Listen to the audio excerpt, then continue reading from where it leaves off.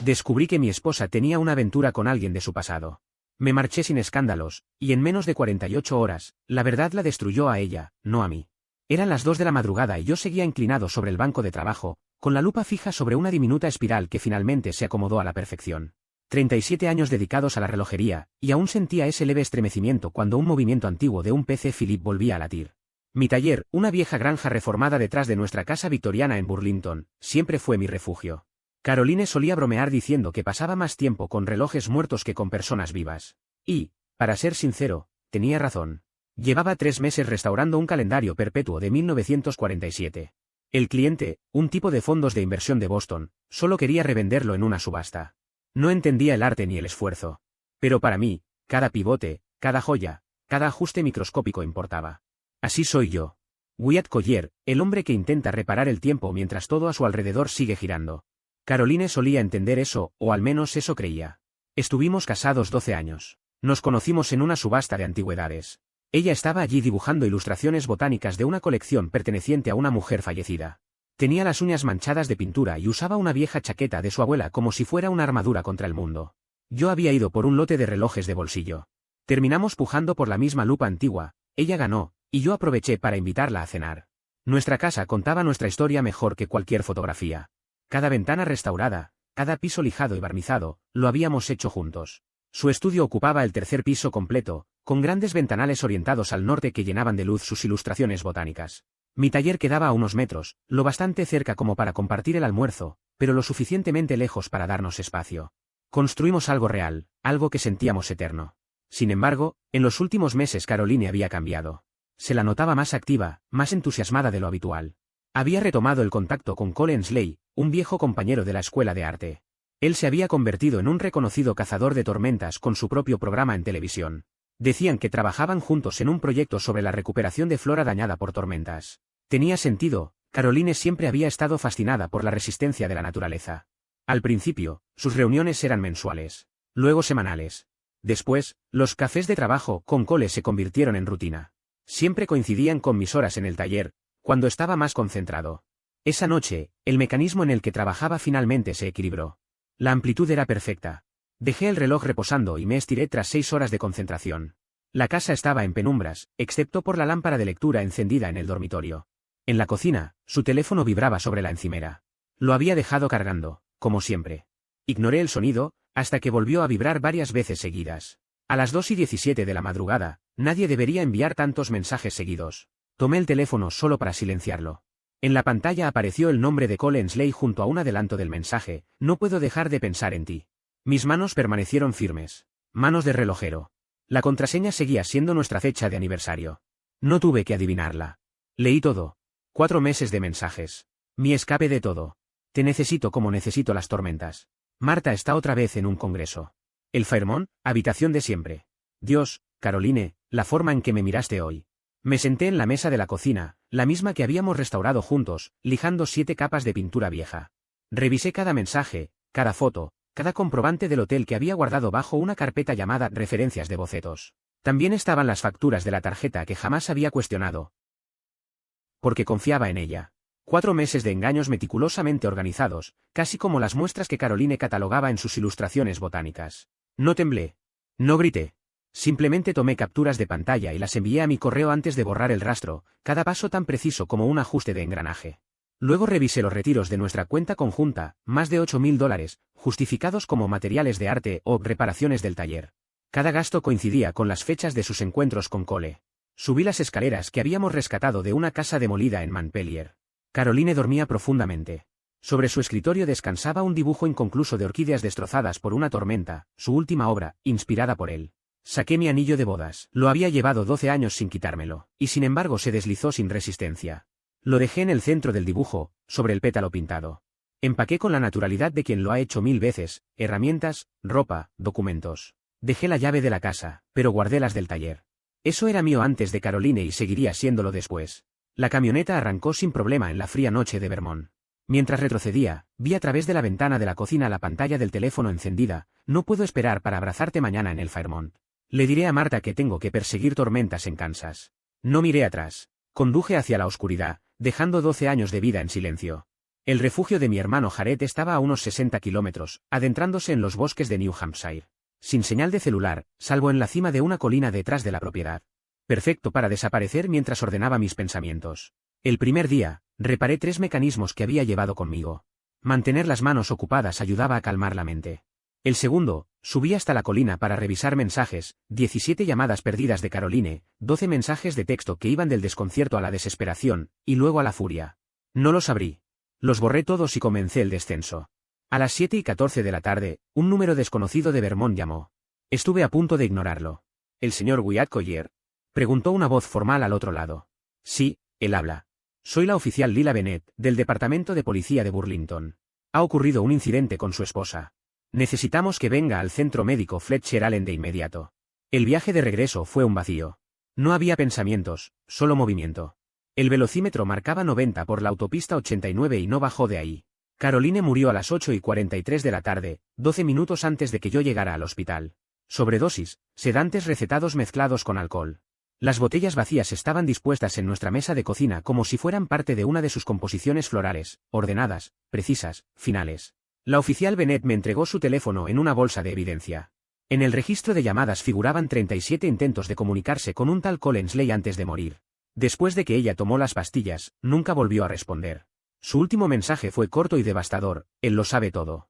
Aún puedo ver esas palabras en la pantalla del teléfono, repitiéndose como un eco imposible de detener. El oficial que me acompañaba asintió con discreción y escribió algo en su libreta. ¿Sabe lo que eso significa?, preguntó. Me quedé mirando el móvil. Cole es un viejo amigo de la escuela de arte, dije finalmente. Estaban trabajando juntos en un proyecto. Tendremos que hablar con él, respondió la oficial Lila Bennett, con un tono profesional pero cargado de pesar. Y, señor Collier, lamento mucho su pérdida. Los trámites del funeral avanzaron con una rapidez impersonal, como todo lo que se hace cuando se paga en efectivo. 3 días después me encontraba en la funeraria Collier y Sons, estrechando manos de desconocidos que creían saber quiénes habíamos sido Caroline y yo. Algunos de sus colegas murmuraban entre ellos, comentando lo devoto que yo había sido, lo perfecta que parecía nuestra vida. No tenían idea. Collins Ley llegó a las 2 en punto, acompañado de su esposa Marta. Llevaba un traje gris carbón que probablemente costaba más que el alquiler mensual de muchas personas. Marta, vestida de negro discreto, lucía exhausta. Ambos firmaron el libro de condolencias, y luego él se acercó con una expresión ensayada de compasión. Wyatt, lo siento tanto. Caroline era especial. Una verdadera artista, dijo, extendiéndome la mano. Mi mirada bajó instintivamente hacia su muñeca, un Rolex Submarine nuevo, exactamente el mismo modelo que Caroline había mencionado meses atrás, cuando me preguntó solo por curiosidad cómo funcionaba su mecanismo. Apreté su mano apenas un segundo. Gracias por venir, respondí con frialdad. Marta posó una mano en mi brazo. Cole ha estado devastado. Trabajaban tan de cerca en ese proyecto de tormentas. En los últimos meses ha estado viajando a muchas conferencias de meteorología. Kansas, Oklahoma, Texas, hizo una pausa incómoda. Aunque supongo que eso ya no importa. ¿Conferencias de meteorología?, repetí, fingiendo sorpresa. Sí, cada pocas semanas, confirmó ella. La temporada de tormentas ha sido especialmente activa. Noté cómo la mandíbula de Cole se tensó de forma casi imperceptible. Marta, deberíamos dejar que Wyatt tenga su espacio, interrumpió él con tono cortante. Caminaron hacia la sala del velorio, y yo los observé irse. Sus palabras se clavaron en mi mente, los viajes de Cole coincidían a la perfección con las consultas de clientes de Caroline. Esa noche, después del servicio, decidí revisar nuestras finanzas con calma. Los $8.000 que había descubierto en movimientos sospechosos eran solo la punta del iceberg. Los $47.000 que habíamos ahorrado para ampliar el taller habían desaparecido también, transferidos en pequeñas sumas durante 4 meses hacia cuentas desconocidas. Entre sus cosas encontré una nota, escrita en su papel botánico favorito. No era una despedida típica, más bien una confesión breve. Siento el dolor que he causado. Cole prometió cosas que no eran reales. El dinero se ha ido. La vergüenza es mía. Tú mereces más que las ruinas que dejo. Por favor, no busques respuestas. No las hay. Pero yo nunca acepté la idea de no hay respuestas. He reparado relojes destruidos, he devuelto la vida a mecanismos irreparables. No podía simplemente dejar esto así. Contacté con Calvin Dillard, un investigador privado recomendado por mi abogado, antiguo agente del FBI especializado en crímenes financieros. Nos reunimos en un diner cerca de Church Street. Necesito saberlo todo sobre Collins Ley, le dije, empujándole una carpeta llena de documentos. Cada detalle, cada transferencia, cada mentira. Dillard revisó el material con cuidado. Señor Collier, esto suena más a desesperación que a evidencia. A veces, las infidelidades son solo eso. Mi esposa está muerta, repliqué.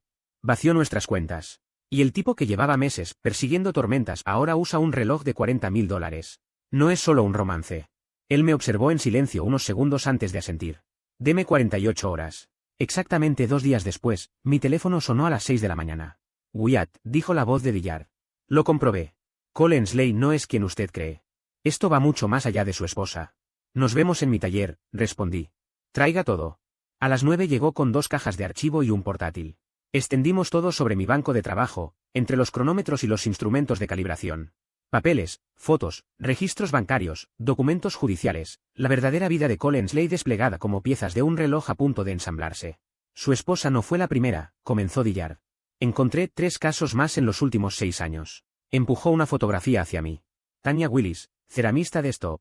Tenía un estudio exitoso, marido, 2 hijos. Conoció a Ensley en una feria de arte donde él exponía fotografías de tormentas. 4 meses de relación. Al final, perdió el estudio, el matrimonio y $60.000. Otra foto. Gracia Arlo, fotógrafa de Woodstock. Ensley la convenció para invertir en un proyecto de documentación de tormentas. Hipotecó su casa para financiarlo. Cuando descubrió que él grababa sus encuentros íntimos, intentó quitarse la vida. Sigue en terapia 3 años después. La tercera fotografía me dejó helado. Sidney Larsen era un artista textil con un talento que llamaba la atención incluso entre los más exigentes coleccionistas. Cuando Calvin Dillard me mostró su fotografía, sentí que el aire se me escapaba del pecho. Aquella mujer era casi una réplica de Caroline. Tenía el mismo rostro sereno, los pómulos finos, los labios ligeramente tensos y esa mirada que mezclaba curiosidad con una pizca de timidez. Era imposible no notar el parecido. Desapareció, dijo Dillard, mientras giraba el monitor hacia mí.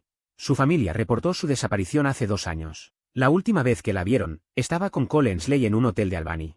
Después de eso, nada. El caso se enfrió y la policía lo archivó. Su tono era pausado, pero en sus ojos había esa chispa del hombre que ha pasado demasiado tiempo viendo la misma historia repetirse con distintos rostros. Él elige siempre el mismo tipo de víctima, añadió, mujeres casadas, artistas, en etapas de vulnerabilidad o transición. Me quedé observándolo, sin pronunciar palabra. Tu esposa, por ejemplo, continuó, había perdido el contrato con el museo, ¿no es así? Asentí. A Caroline le habían cancelado su proyecto más importante apenas 2 meses antes de que Cole reapareciera en su vida. Ella lo conocía desde hacía años, era uno de esos conocidos del círculo artístico que siempre parecen reaparecer cuando presienten debilidad. Ese es su punto de entrada, dijo Dillard, cruzando los brazos. Se presenta como colaborador, como alguien que entiende su arte y que puede ayudarles a renacer creativamente. Les ofrece algo que no se puede comprar, comprensión. Luego viene la fase del encantamiento, el exceso de atención, los regalos costosos, las promesas de conexión espiritual y profesional. Y cuando las tiene completamente fascinadas, comienza la manipulación financiera. Abrió su computadora y desplegó una carpeta con documentos. En la pantalla, los movimientos bancarios parecían una maraña. Mira esto, dijo, señalando con el cursor. Crea compañías falsas con nombres atractivos, aparentemente vinculadas al arte o a la producción creativa, Stormy Productions, Tempest Creative, Vortex Ventures. En realidad, son solo envoltorios vacíos. Todos los fondos que pasan por allí desaparecen en cuestión de semanas. Ahí terminó tu dinero, Wyatt. ¿Cuánto ha conseguido hasta ahora? Pregunté, sin reconocer mi propia voz. Cerca de $230.000, comprobables. Pero su estilo de vida cuesta al menos $300.000 por año. Su programa en el canal meteorológico apenas le genera 70. El resto lo obtiene de sus víctimas. Y su esposa, Martha Ensley, aunque es rica, firmó un prenupcial después de que él arruinara sus finanzas apostando en 2018. Desde entonces, él vive de cazar. Literalmente. Abrió un pequeño estuche de cuero y sacó una memoria USB plateada. Esto te va a costar verlo, me advirtió. Cole guarda trofeos. Tiene una nube con material personal de cada mujer que ha engañado, fotos, vídeos, audios, todo grabado sin consentimiento. Tu esposa está entre ellas. Mis manos se cerraron con fuerza.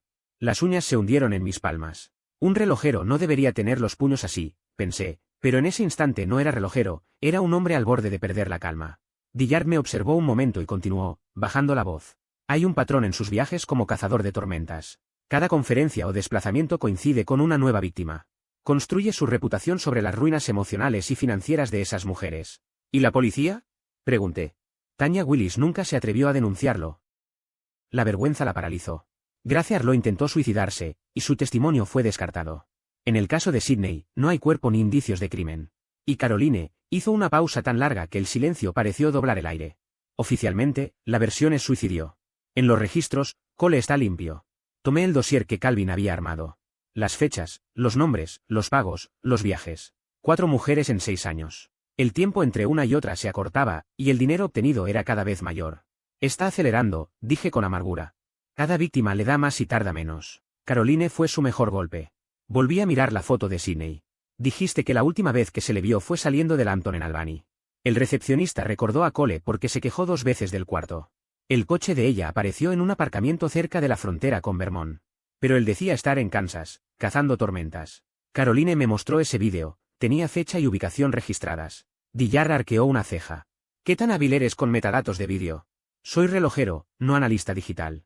Pero sé leer el tiempo mejor que nadie. Sonrió brevemente. Perfecto. Mira esto. Abrió uno de los vídeos. Observa las sombras. Me incliné hacia la pantalla. Las sombras del paisaje no coincidían con la hora indicada. Están desplazadas, dije. 3 horas. ¿Exacto? ¿Confirmó? Falsificó los metadatos. Grabó antes, lo editó después, y subió los vídeos en días distintos para fabricar coartadas. Eso prueba que mintió, pero no que haya matado a nadie. Tal vez no, dijo, pero es suficiente para reabrir el caso de Sydney. Y eso no es todo, Wyatt. Encontré algo más. ¿Qué cosa? Un apartamento alquilado a nombre de Caroline. Pagó 6 meses por adelantado con su tarjeta. El contrato se firmó 2 semanas antes de su muerte. El taller se volvió insoportablemente silencioso. El único sonido era el de los relojes marcando el paso del tiempo, como si cada uno repitiera la palabra culpa en un idioma distinto. Dillard me entregó otra memoria USB. Aquí hay grabaciones del Fairmont, dijo con voz seca. Él lo filmó todo. Tu esposa no sabía nada. No las vi. No por respeto, ese sentimiento murió el mismo día que Caroline, sino porque necesitaba mantener la mente fría. Clasifiqué cada archivo como si fuera una pieza de evidencia en un caso judicial, fechas, lugares, duración, contexto. 17 vídeos grabados a lo largo de 4 meses. Cada encuentro documentado con una precisión casi obsesiva. La doctora Nora Whitfield, contadora forense, descubrió más cosas. Era una mujer meticulosa, de voz firme, con una manera de hablar que no dejaba espacio a la duda. Tu esposa tenía 3 tarjetas de crédito que tú no conocías, me explicó. $31.000 en total. Todo retirado en efectivo, pocos días después de abrirlas. ¿A dónde fue el dinero? A las mismas empresas ficticias. Luego, transferido al extranjero. Pero hay algo peor, Cole usa las cuentas de sus víctimas para lavar sus propias deudas de juego. Si alguien investiga, ellas parecen las jugadoras. Esa noche no dormí. Pasé horas revisando los documentos, línea por línea, hasta que el amanecer se coló entre las cortinas. La claridad no trajo alivio. Solo una determinación que no había sentido en años. Organicé todo en carpetas, grabaciones, estados de cuenta, declaraciones juradas de Tanya y Grace, copias de los registros falsificados. Preparé sobres para cada destino. Al Servicio Meteorológico Nacional le envié el material que demostraba cómo Cole alteraba grabaciones para justificar sus ausencias. A la Asociación de Cazadores de Tormentas, la evidencia de que usaba los viajes de trabajo para engañar y manipular. Y a su editorial, pruebas irrefutables de que su libro estaba basado en mentiras, tormentas que nunca existieron, testimonios inventados, coordenadas falsas. Cuando terminé de sellar el último sobre, decidí hacer una última visita. Martha Ensley vivía en una granja restaurada, una casa que parecía recién salida de una revista de arquitectura moderna. Todo era blanco, simétrico y vacío. Ella me recibió en una cocina amplia, llena de mármol y acero. Ya sé lo de las infidelidades, dijo sin rodeos. Lo sé desde hace años, pero tengo un contrato prenupcial. Si lo dejo, no recibo nada. Si él me deja, lo pierdo todo. Se inclinó sobre la encimera, con una copa de vino en la mano, y sonrió sin emoción. Cole es demasiado listo para divorciarse de mí, y demasiado tonto para dejar de casar. Su voz no tembló, pero sus ojos sí. No había tristeza, solo un cansancio que reconocí. Era el mismo que había visto en Caroline meses antes de morir. Me fui sin decir una palabra. Afuera, el aire olía a lluvia, y por un momento pensé en todas las tormentas que Cole había perseguido, las reales y las falsas. Había pasado años construyendo su fama sobre la tragedia de otros. Pero ahora, por primera vez, alguien lo perseguía a él. Y no iba a detenerme hasta verlo caer. Coloqué la memoria USB sobre la encimera de mármol que brillaba bajo la luz del mediodía. El sonido del pequeño objeto golpeando la superficie resonó en la cocina silenciosa. Tu esposo grabó absolutamente todo, dije con voz firme. Incluidas las pruebas de fraude financiero que te implican como cómplice. Por primera vez desde que había llegado, la compostura de Martha Ensley se resquebrajó. Su mirada, antes desafiante, se nubló por una fracción de segundo. Yo mantengo mis finanzas separadas, replicó, intentando recuperar el control. Negué despacio. No lo suficiente. Tu firma aparece en los documentos de Stormy Productions. Eres la segunda firmante. El color se le esfumó del rostro. Solo firmé esos papeles para ayudar con los impuestos, murmuró. Cole me dijo que era algo rutinario. Entonces te convirtió en su cómplice, respondí con calma. Pero puedes arreglarlo, si decides hacerlo ahora. Sus ojos se fijaron en la memoria USB, como si contuviera el peso de todos sus errores. ¿Qué necesitas de mí? Preguntó al fin. Todo, contesté. Registros financieros, correos, cualquier rastro que muestre dónde se esconde Collinsley. Marta desapareció escaleras arriba sin decir nada más. Escuché pasos rápidos, puertas abriéndose, el leve sonido de una cerradura forzada. Minutos después regresó con un maletín de cuero oscuro. Lo colocó frente a mí y lo abrió. Dentro había discos duros, carpetas con copias de respaldo, contraseñas, números de cuentas offshore, todo lo que su marido había guardado durante años pensando que nadie lo descubriría. Revisé el contenido despacio, sintiendo como cada hoja añadía peso a la verdad. 8 años de registros, más víctimas, más dinero, más grabaciones, más mentiras. ¿Por qué ahora? Le pregunté mientras pasaba una página tras otra. Ella respiró con dificultad. Porque Caroline está muerta, respondió con voz temblorosa. Las demás solo perdieron dinero. Pero tu esposa lo perdió todo. No respondí. Solo cerré el maletín. Al día siguiente, presenté la denuncia formal. Fraude. Estafa. Manipulación emocional. Extorsión. Control coercitivo. 17 cargos en total. La detective Lauren Pierce, una veterana de 15 años en delitos financieros, leyó cada documento con atención. Esto es impresionante, comentó mientras pasaba las páginas. Pero estos casos son difíciles de sostener. Muchas víctimas no quieren testificar. Tanya Willis y Grace Arlow sí lo harán, repliqué. Y también está Megan Caldwell. La detective levantó la vista. ¿La mujer desaparecida en Albany? Preguntó con el ceño fruncido. Sí. Asentí. Las marcas de tiempo en los vídeos de Cole son falsas. Él estaba allí cuando ella desapareció.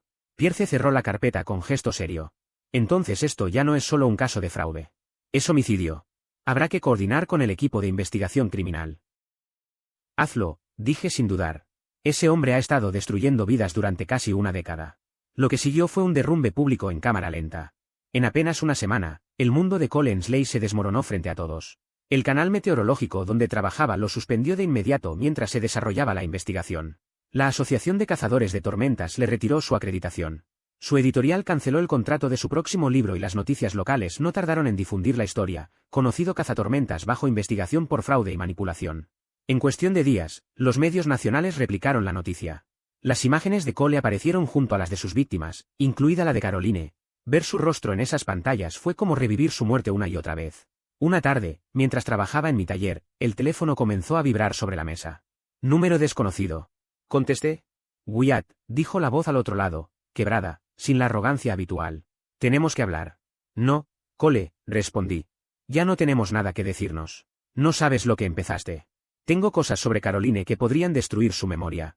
¿Como las grabaciones que hiciste sin consentimiento? Repliqué. Esas son evidencia, y ya están en manos de la policía. Hubo una pausa, y su tono se volvió más agudo, casi amenazante. No esas. Otras cosas. Lo que ella me contó sobre ti, sobre tu familia.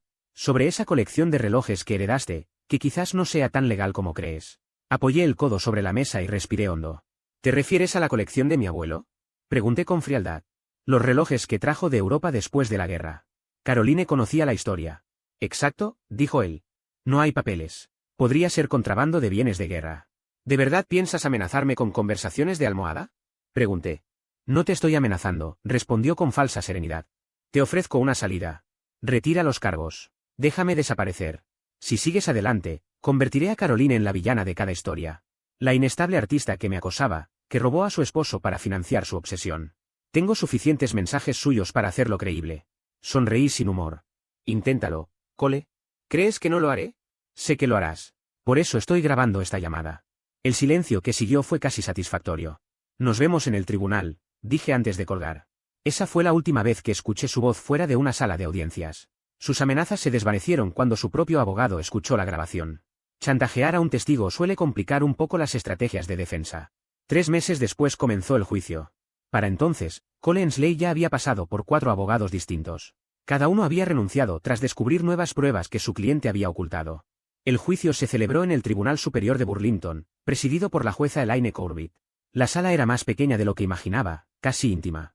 Cole se sentaba en la mesa de la defensa, con un traje barato, lejos de su imagen televisiva impecable. Su esposa, Martha Ensley, había congelado todas las cuentas conjuntas como parte del proceso de divorcio. La primera en declarar fue Tanya Willis. Su testimonio fue meticuloso, contundente. Describió el patrón de Cole con precisión quirúrgica, el encanto inicial, las promesas de colaboración profesional, la manipulación emocional que la llevó a transferir dinero una y otra vez hasta quedarse sin nada. Presentó recibos, correos y mensajes. Su voz no tembló ni una sola vez, ni siquiera cuando habló de la noche en que destruyó su propio estudio por la desesperación. Luego subió al estrado, graciarlo. Llevaba una carpeta llena de capturas impresas de las conversaciones con Cole, donde se veían sus tácticas psicológicas. Me decía que si realmente confiaba en nuestra conexión, debía invertir en nuestro futuro, contó con calma. Me hizo sentir culpable por dudar. Como si poner límites fuera traicionarlo. Un perito contable forense presentó después un diagrama tan complejo que parecía un circuito eléctrico. Mostraba el flujo del dinero desde las víctimas hasta las compañías fantasma, luego hacia cuentas en el extranjero y finalmente de regreso para cubrir las deudas personales de Cole. Todo encajaba a la perfección. Preciso. Irrefutable. Cuando llegó mi turno, el silencio en la sala era tan denso que podía oír el zumbido de las luces sobre nuestras cabezas. Diga su nombre para el registro, ordenó la secretaria judicial. Wyatt Collier, respondí. Maestro relojero. Viudo. La fiscal, Dana Morgan, comenzó a interrogarme con precisión quirúrgica. Me hizo relatar cómo había descubierto la infidelidad, el desfalco financiero y cómo terminé contratando investigadores privados. Respondí sin adornos, limitándome a los hechos. Ninguna emoción. Solo engranajes, mecanismos, precisión, el lenguaje que entendía mejor. ¿Cuál era el estado mental de su esposa en sus últimos días? No lo sé. No estuve presente, contesté. Pero intentó comunicarse con usted, insistió la fiscal. 17 llamadas, 12 mensajes. Sí. No respondí. El abogado de Cole Ensley saltó de inmediato. Objeción. ¿Irrelevante? Sostenida, dictó la jueza Elaine Corbett, golpeando el mazo. Entonces, la fiscal presentó los dispositivos USB recuperados. Estos registros fueron hallados en la nube del acusado, dijo. ¿Su esposa consintió ser grabada? Preguntó. No. Caroline valoraba la privacidad por encima de todo. Jamás lo habría permitido, respondí, con voz firme. Ni siquiera me dejaba fotografiar sus cuadros hasta que los daba por terminados. Los audios no se reprodujeron ante el jurado. La jueza Corbett los revisó en privado. Cuando regresó, su rostro parecía esculpido en hielo. Nadie habló durante varios segundos. Sabíamos que algo grave había escuchado. El tercer día, Cole Ensley subió al estrado. Su versión cambiaba constantemente. Primero dijo que las mujeres le habían regalado dinero, luego que eran inversiones legítimas, después que solo administraba sus cuentas por confianza. Cada contradicción generaba dos más. Señor Ensley, intervino la fiscal, ¿cómo explica haber grabado con antelación el metraje de Tormentas y falsificado las fechas? Eso no es cierto, balbuceó él. Tenemos análisis de metadatos que prueban que su supuesto vídeo de la noche en que Megan Caldwell desapareció fue filmado 3 días antes, replicó Morgan. Su fachada se quebró. Intentó justificarlo, Megan estaba inestable, hablaba de irse todo el tiempo. ¿Y por qué no informó eso a la policía? Insistió la fiscal. No pensé que. No pensó o no quiso que los investigadores revisaran su relación. El abogado protestó una y otra vez. Cada objeción, rechazada.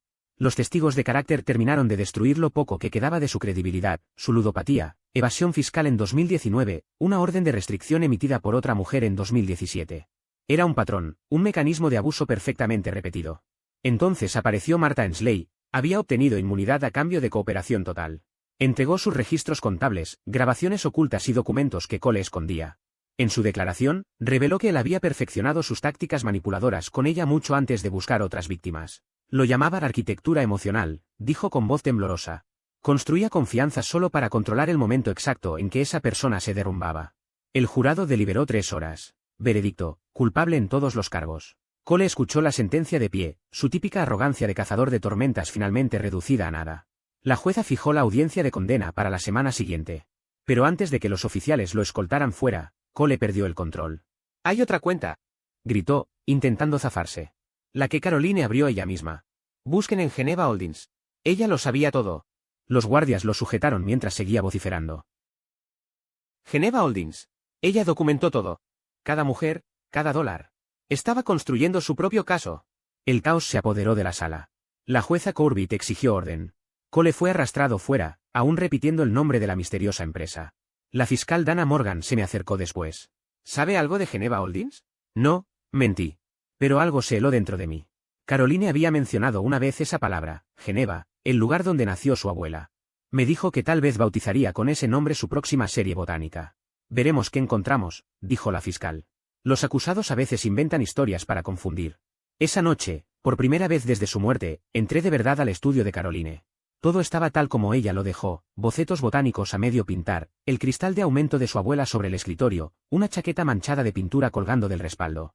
Busqué en los lugares obvios, cajones, archivadores, portafolios. Nada. Hasta que recordé su costumbre de esconder bocetos valiosos entre lienzos.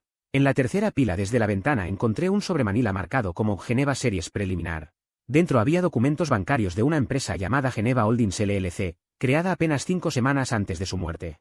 Pegada al interior, una pequeña llave de caja de seguridad y una nota con su letra. Wyatt entenderá.